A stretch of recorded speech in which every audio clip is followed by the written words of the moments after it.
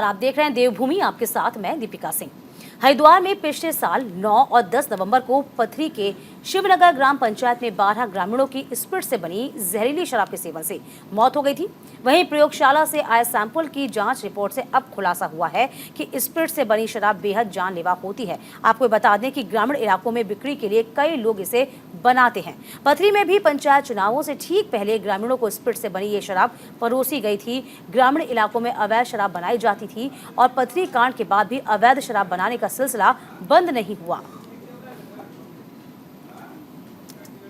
तो फिलहाल आपको बता दें, ये बेहद जानलेवा है। किस तरीके से पथरी कांड आपको याद होगा, पथरी में शराब बनाई गई थी, उसी के साथ साथ 12 लोगों की जान गई थी। के संबंध में एक पथरी थाना क्षेत्र में पथरी में कुछ व्यक्तियों की मृत्यु हुई थी, जिस संबंध में एक एसआईटी का गठन किया गया था। दौरान जांच कुछ तथ्य प्रकाश में आए थे, जिसके परिप्रेक्ष्य में जांच की गई थी और समय से ही चार्जशीट प्रेषित कर दी गई थी, परंतु जांच रिपोर्ट अभी तक प्राप्त नहीं हुई थी। कुछ समय पूर्व जांच रिपोर्ट प्राप्त हुई, जिसके क्रम में उसमें स्पिरिट की होने की पुष्टि हुई थी, जिसके आधार पर धाराएं बढ़ाई गई हैं और अभियोग में 120 की भी वृद्धि की गई है। तमाम जानकारी के साथ हमारे संवाददाता संजय पुंडीर इस वक्त बने हुए हैं सीधे। संजय, देखिए 2022 का पूरा मामला, जिस तरीके से पूरा उत्तराखंड, ना सिर्फ उत्तराखंड बल्कि देश हिल गया था, स्तब्ध रह गया था, 12 लोगों की जान चली गई थी। अब जो जांच आई है वो ये है, कहीं ना कहीं ये चुनावों के मद्देनजर किया गया था। इसी के साथ साथ जिस तरीके से स्पिरिट का इस्तेमाल किया गया है वो बेहद जानलेवा है। आगे कोई जानकारी संजय? बिल्कुल, चुनाव के दौरान एक बड़ा दिल दहला देने वाला घटना हरिद्वार में हुई थी।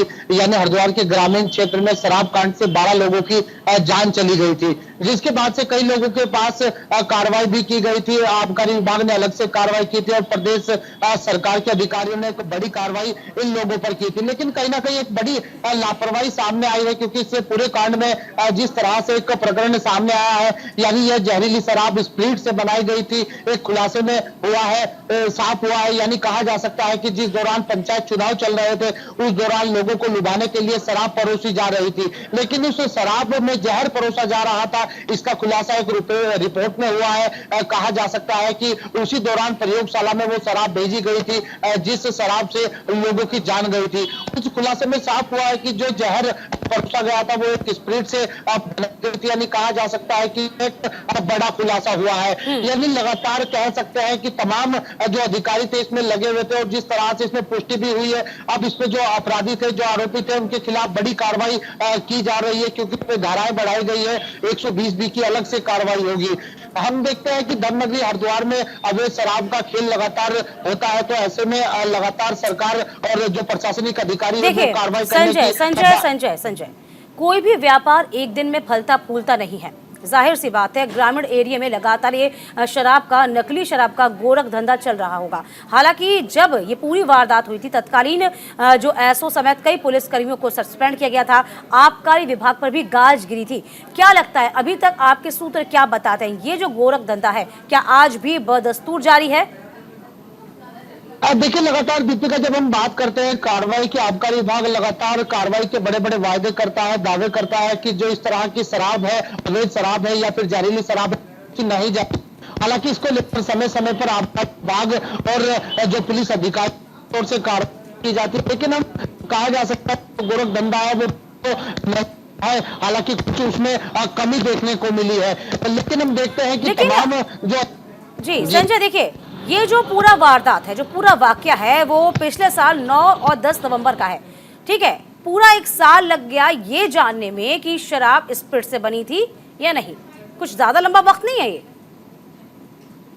आपको बता दें, उत्तराखंड में जो लैब है उसकी मात्रा कम है, क्योंकि सैंपल भेजे जाते तो हल्द्वानी भेजे जाते हैं, अलग अलग जगह भेजे जाते हैं, तो उसमें एक लंबा प्रोसेस होता है, जांच का एक प्रोसेस होता है, जिसके बाद एक खुलासा हुआ है। यानी कहा जा सकता है कि सरकार को और ज्यादा जागरूक होने की, अपनी तैयारी और अच्छी करने की जरूरत है, क्योंकि हम देखते हैं कि जब इतना बड़ा खुलासा एक साल में होता है, तो ऐसे में कोई बड़ी घटना भी घट सकती है, तो उनका खुलासा होगा। यानी कहा जा सकता है कि आबकारी विभाग और सरकार के अधिकारी, उनको मुस्तैद करने की जरूरत है और जिस गोरख धंधा पसार रहा पर भी कहीं ना कहीं काम लगाने की जरूरत है। बिल्कुल, आप बने रहिएगा मेरे साथ संजय, आगे भी आपका रुख करूंगी मैं। इस बीच आपको बता दें कि देहरादून में तेज आंधी के साथ बारिश हुई है। आंधी के चलते जगह जगह सड़क पर पेड़ गिर गए हैं। फायर स्टेशन की टीम ने रास्ते से इन तमाम पेड़ों को हटाया है। कई रास्तों को खोलने का काम इस वक्त जारी है। तो लगातार आपको बता दें मौसम बदल रहा है और इसी के साथ चोपता में भी आपको बता दें कि बारिश हुई थी। चमोली में भी माफ कीजिए क्या लगातार बर्फबारी हुई थी। देखिए अभी तस्वीर जो है ये देहरादून से आ रही है। देहरादून में आपको बता दें कि तेज आंधी आई और जगह जगह पेड़ गिर गए हैं। कई रास्तों को खोलने का काम अभी भी जारी है। तो लगातार मौसम करवट बदल रहा है जिसका असर मैदानी इलाकों में भी देखा जा सकता है। दिल्ली और उसके आसपास के क्षेत्रों में भी ठंडी हवाएं, आंधी तूफान जो है सुबह से चल रहे थे। लेकिन ये तस्वीरें हैं देहरादून की जहां पर मौसम ने अचानक करवट बदली, आंधी तूफान हुए और पेड़ जो हैं वो भरभरा कर गिर गए। तो कई रास्तों को खोलने का काम अभी भी जारी है।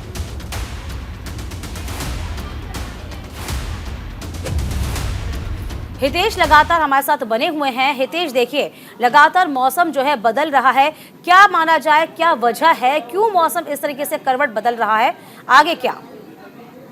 जी बिल्कुल, देखिए अमूमन उत्तराखंड में इन दिनों इस तरह की घटनाएं देखी जाती है। हालांकि मौसम विभाग की अगर हम बात करें तो येलो अलर्ट मौसम विभाग ने यहाँ पर जारी कर रखा है। लेकिन रात जिस तरह से मौसम ने अचानक करवट बदली और तेज आंधी और तूफान के साथ बारिश हुई तो कहीं ना कहीं राजधानी देहरादून में कई ऐसी जगह है जहाँ पर पेड़ टूट कर गिर गए, कई ऐसी जगह है जो रास्ते अवरुद्ध हो गए, कई जगह है जहाँ पर जो पोल्स है वो भी तिरछे हो गए, नीचे गिर गए। तो उसको जो सही करने का जो सिलसिला है वो अब शुरू हो गया है और लगातार अग्निशमन या फिर जो अन्य जो उपकरण है उनके माध्यम से प्रशासन वहां पर लगा हुआ है। लेकिन रात जिस तरीके से आंधी और तूफान यहाँ पर आए तो कहीं कोई ऐसी हताहत होने की सूचना नहीं है। लेकिन चारधाम की यात्रा की शुरुआत भी होने वाली है। इस बीच मौसम का येलो अलर्ट ये कहीं ना कहीं जो तमाम तैयारियां हैं उसको लेकर सवाल खड़ा कर सकता है। तैयारियां कैसी देख पा रहे हैं आप?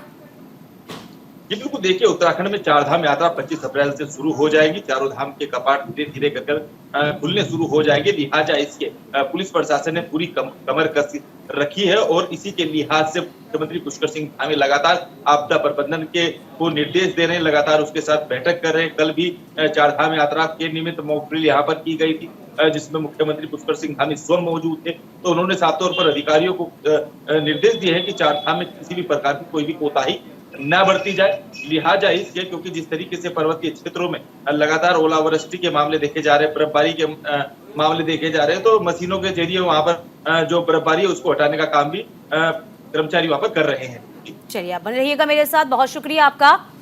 इसी बीच आपको बता दें हरिद्वार जिले में चारधाम यात्रा को लेकर अधिकारियों ने मॉक ड्रिल की है और मॉक ड्रिल को लेकर कसरत भी की। हरिद्वार को चारधाम यात्रा का द्वार कहा जाता है। यहाँ बड़ी तादाद में चारधाम यात्रा के लिए श्रद्धालु पहुंचते हैं।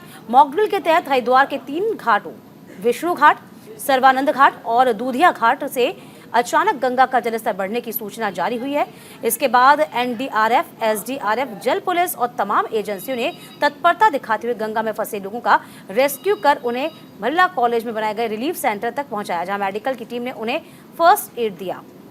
जिला मुख्यालय रोशनाबाद में बनाए गए कंट्रोल रूम से जिलाधिकारी और एसएसपी ने पूरे ऑपरेशन की मॉनिटरिंग की और ऋषिकुल ग्राउंड में बने स्टेजिंग एरिया के इंचार्ज एसडीएम पूरन सिंह राणा ने बताया कि ऐसी एक्सरसाइज से सभी को अपनी जिम्मेदारियों का एहसास होता है और कमियों का पता चलता है।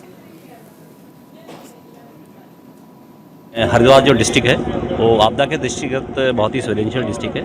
तो आज अराउंड 9:30 के आसपास जो डीओसी को इन्फॉर्मेशन आई थी कि अचानक सडनली पानी बढ़ने से कुछ जगह पे, कुछ घाटों पे यात्री फंसे हुए हैं। तो इमीडिएटली चीज़ों को चेक किया गया। तो विष्णु घाट, दुधियाबंद और सर्वानंद घाट पे जो हमारे यात्री आए हैं जो रूटीन में वहाँ पे स्नान कर रहे थे, पानी बढ़ने से कुछ लोग टापू में फंसे हुए हैं और कुछ लोगों के पानी में बहने की भी सूचना है।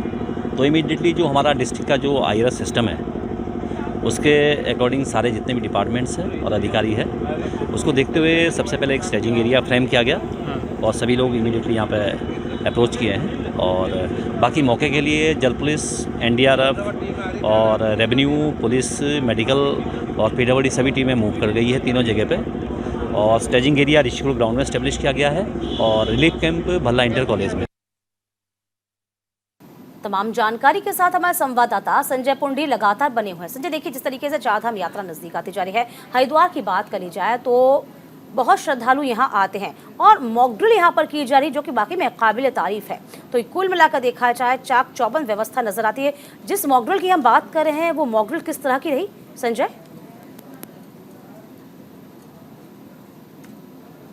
अब पूरी हो गई है, क्योंकि महज अब एक दिन शेष रह गया है, यानी 22 अप्रैल से चारधाम यात्रा शुरू हो जाएगी। और जिस तरह से धर्म मंदिर हरिद्वार को चारधाम यात्रा का प्रवेश द्वार कहा जाता है, तो यहाँ की जिला प्रशासन के लिए एक तो बड़ी चुनौती मानी जाती है, जिसके लिहाज से तमाम जो तैयारियां हैं वो की जा रही है। चारधाम यात्रा शुरू होने से पहले यहाँ पर एक पूर्णाभ्यास किया जा रहा है, यानी मॉक ड्रिल का आयोजन किया गया है। क्योंकि हम देखते हैं जब चारधाम यात्रा चलती है तो भारी तादाद में जो श्रद्धालु होते हैं, पर्यटक होते हैं, वो उत्तराखंड का रुख करते हैं। ऐसे में बरसात का सीजन भी शुरू हो जाता है। चलिए, बहुत शुक्रिया तमाम जानकारी देने के लिए आपका। तो फिलहाल मॉकड्रिल की गई। इधर चमोली में विकास खंड बीडीसी की अहम बैठक हुई है, जिसमें कई मुद्दों पर चर्चा की गई है। बैठक में पेयजल, सड़क, विद्युत समेत स्वास्थ्य के मुद्दे पर चर्चा हुई है। कई अधिकारियों के बैठक में न पहुंचने पर निंदा प्रस्ताव को पारित किया गया है। सभी सदस्यों ने एक मत होकर निंदा प्रस्ताव को पारित करते हुए कहा है कि बीडीसी बैठक की अवहेलना है ये। तो फिलहाल आपको बता दें, बीडीसी की बैठक जिसमें पेयजल, सड़क, परिवहन समेत कई मुद्दों पर चर्चा की गई है। बैठक में निंदा प्रस्ताव भी पारित किया गया है। तो विकास खंड बीडीसी की अहम बैठक थी।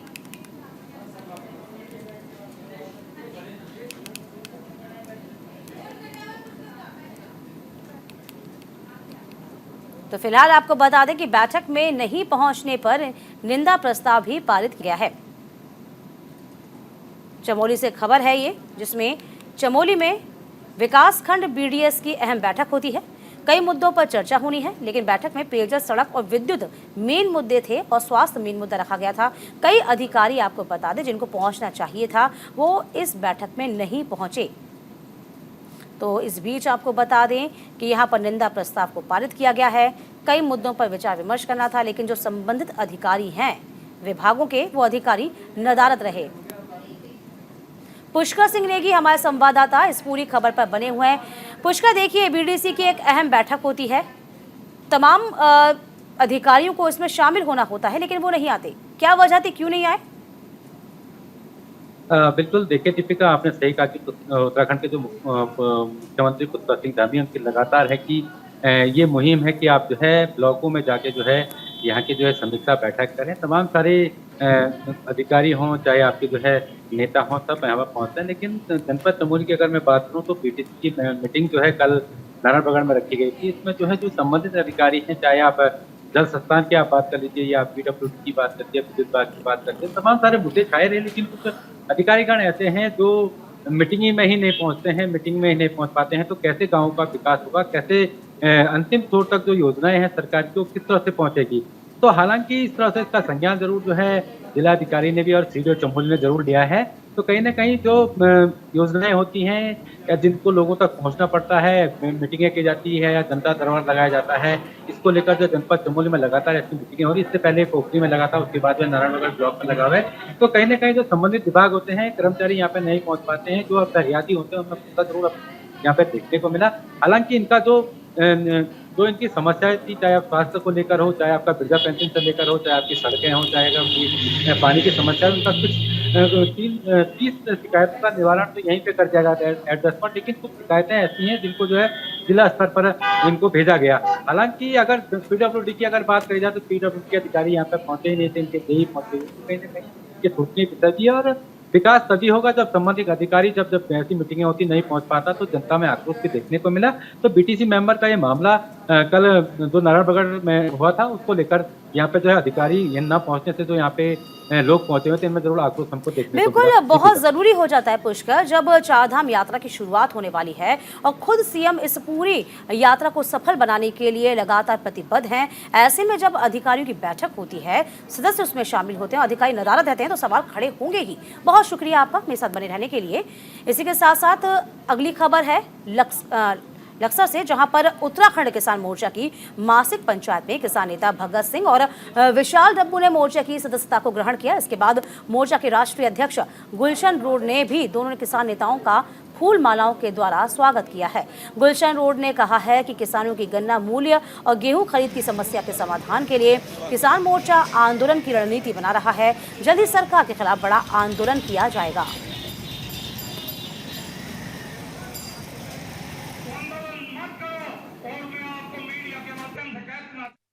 का समाज जब इकट्ठा होना लक्सर में 3 दिन रेल का चक्का जाम कर दिया था। जब महेंद्र सिंह टिकैत का भी आंदोलन नहीं चला था। ईद लक्सर का इतिहास है, लक्सर में आंदोलन नहीं होता। कौन कहा लक्सर में आंदोलन नहीं होता?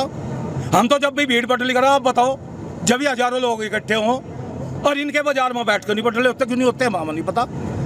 या तो उन्होंने विश्वास में नहीं ले रहे, बात यह है, या तो विश्वास में नहीं ले रहे। अगर इन्हें हाथ पहुँच रही होगी अपने बाजार वालों को बैठ लेकर, जिम्मेदार को और जिम्मेदारों को बैठ लेकर का, अगर वो चलाना चाहते हो चलाओ, और अपने घर बैठो, दुकान खोल लो अपनी, मजे करो।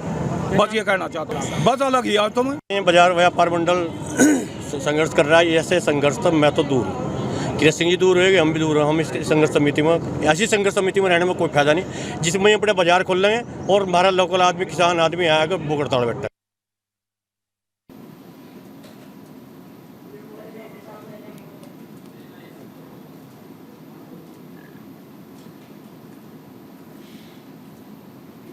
इधर लक्सर सिविल बार एसोसिएशन ने बार सभागार में कार्यक्रम का आयोजन किया है। कार्यक्रम में श्रीनगर से तबादला होगा। लक्सर से न्यायिक मजिस्ट्रेट की पद पर आई महिला न्यायिक अधिकारी का स्वागत हुआ है। वकीलों ने उम्मीद जताई है कि बार और बेंच के सहयोग से न्यायिक प्रक्रिया और तेज होगी। इधर एसोसिएशन के अध्यक्ष आनंद उपाध्याय ने स्वागत समारोह की शुरुआत भी की। इस दौरान उन्होंने कहा कि आज भी देश का आम आदमी सबसे ज्यादा भरोसा न्यायपालिका पर करता है। उसके भरोसे को बनाए रखने की जिम्मेदारी सिर्फ न्यायिक अधिकारी पर ही नहीं बल्कि अधिवक्ताओं पर भी है। वरिष्ठ अधिवक्ता चंद्रपाल सिंह ने बार और बेंच मिलकर न्याय की प्रक्रिया को सरल और तेज करने का सुझाव दिया।